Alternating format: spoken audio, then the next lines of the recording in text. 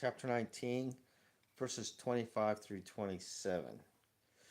And this is what it says: For I know that my Redeemer liveth, and that he shall stand at the latter day upon the earth. And though after my skin worms destroy this body, yet in my flesh shall I see God, whom I shall see for myself, and my eyes shall behold, and not another, though my reins be consumed within me. So I had a person one time tell me that Job declared that there wasn't that nobody was going to be raised up, um, and I think that person was confusing a statement that he had asked in chapter 14. I think it was chapter 14. Uh, yeah, chapter 14, verse 14. If a man dies, shall he live again? All the days of my appointed time will I wait till my change come. Well, I think that person focused on his question and just said that Job, in fact, was letting people know that once you're gone, that's it, and that's not the case. I mean, the first thing, the clue to that misunderstanding of that one is the very end of the same verse. You know, all the days of my appointed time I will wait till my change come. Well, the change that he's referring to is his belief in the resurrection he's going to have, and that's what we see in 25 through 27. Uh, Job was a man of God. He had great wealth, had a great big family, had great posterity and renown throughout the community and region that he lived in.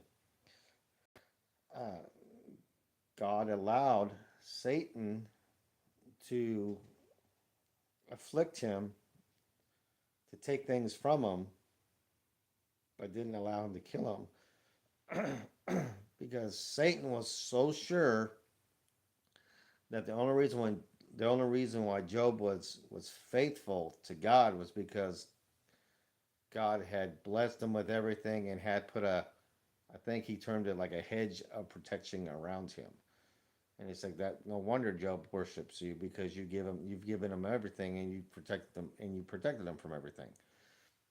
So God, knowing Job's faith, said, "All right, you can do this, this, this, and this, but you are not allowed to kill him."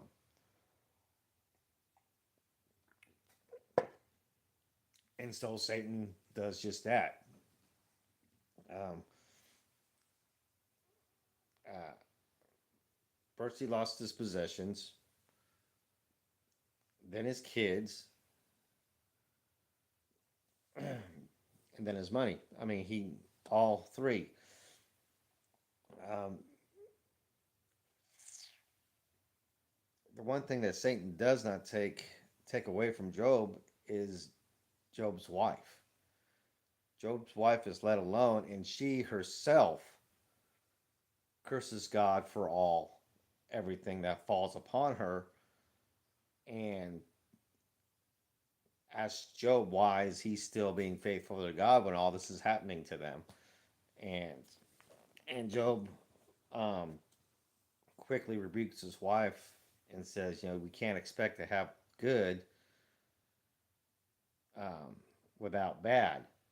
If God allowed if God allows good to happen, God will allow bad to happen too.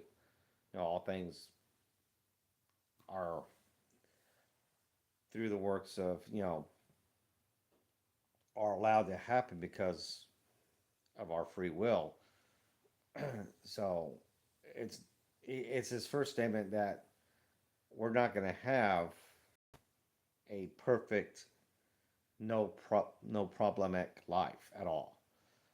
Job was the story of an extreme case.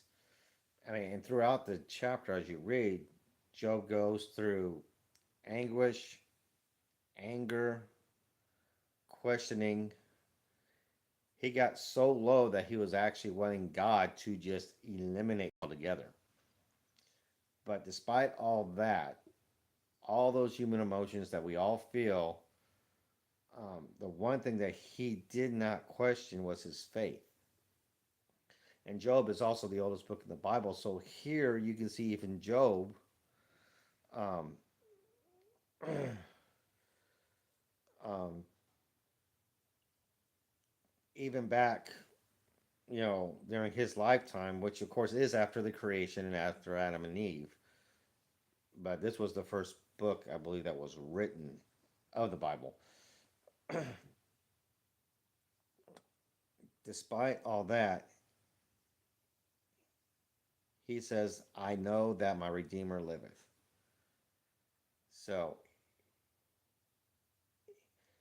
he knows that God is alive and God's going to save him eventually from everything that's going on, even if it isn't until after he dies.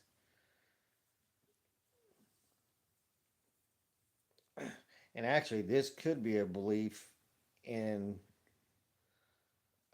prophetic belief in Jesus Christ, even because he shall stand at the latter day upon the earth.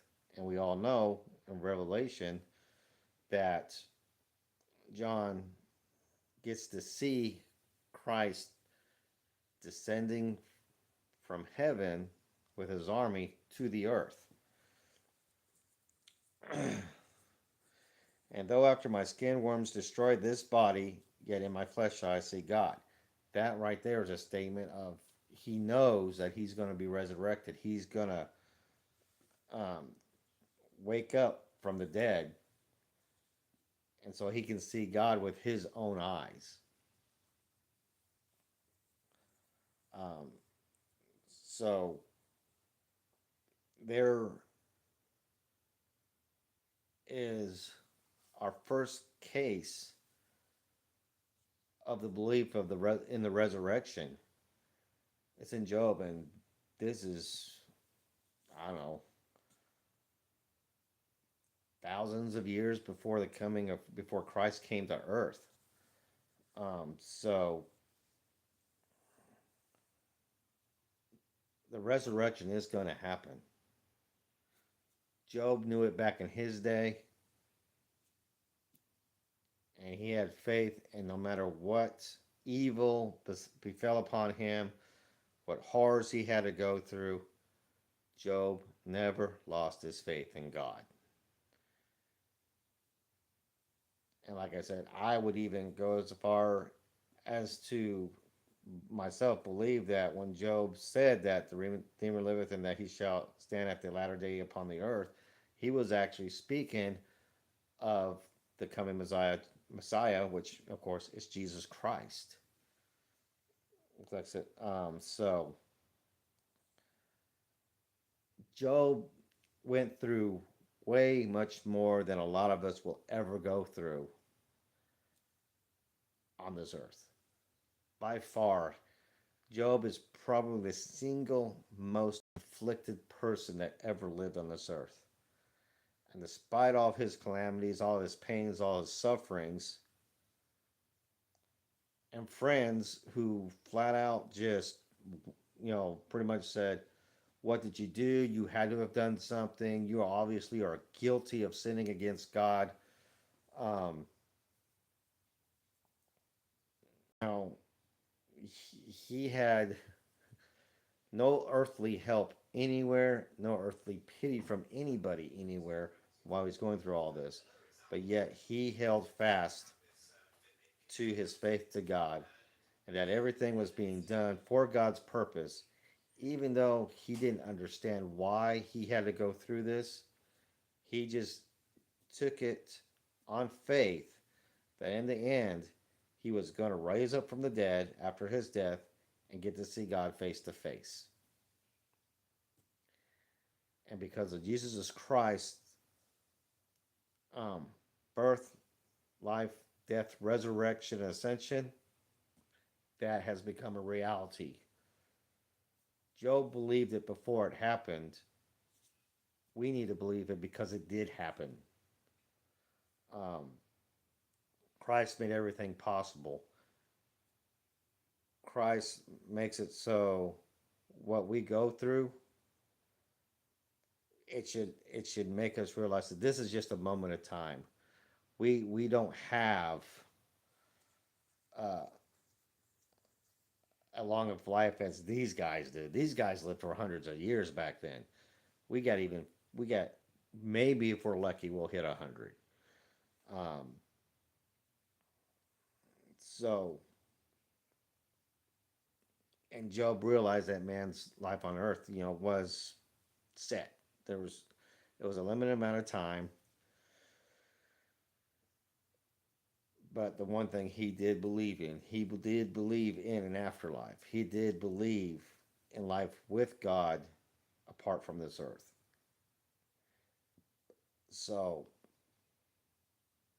for those who think that Job announced that there is no resurrection, that once you're dead, that's it, you're in the ground, you're sadly mistaken because right here, Job clearly states the opposite of that. Now, Job threw out the question just to prove the point that we physically are not meant to be on this earth for a long time. But he did say in 14:14 that he's waiting for the change. That change is the resurrection that he openly admits that he believes in, that he knows will happen in chapter 19. So, with that, I love you guys. You have a blessed day, and we'll see you tomorrow.